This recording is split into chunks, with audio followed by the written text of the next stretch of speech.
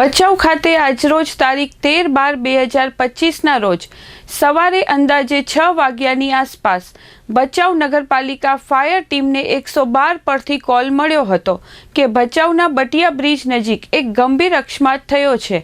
અકસ્માત બાદ વાહનમાં આગ લાગી ગઈ હતી અને અંદર ડ્રાઈવર ફસાઈ ગયો હતો। વાહનમાં પ્રોપેન ગેસ ભરેલું હોવાના કારણે ઘટના સ્થળે ભયજનક પરિસ્થિતિ સર્જાઈ હતી। કોલ મળતાની સાથે જ ભચાઉ નગરપાલિકા ફાયર ટીમ તાત્કાલિક ઘટના સ્થળે પહોંચી અને ઝડપી કાર્યવાહી કરી નાની આગ પર કાબૂ મેળવ્યો હતો।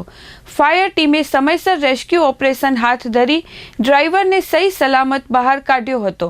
બાદમાં ઇજાગ્રસ્ત ડ્રાઈવરને સારવાર અર્થે ભચાઉ સરકારી હોસ્પિટલમાં ખસેડવામાં આવ્યો હતો। આ સમગ્ર રેસ્ક્યુ અને આગ નિયંત્રણ કામગીરીમાં ભચાઉ ફાયર ટીમના પ્રવીણ દાફડા, કુલદીપભાઈ અને શક્તિસિંહ સોઢાએ મહત્વની ભૂમિકા ભજવી હતી। ઉપરાંત 112ની ટીમ, ટોલ પ્લાઝાના કર્મચારીઓ સહિત અન્ય સહયોગીઓ પણ ઘટના સ્થળે જોડાયા હતા।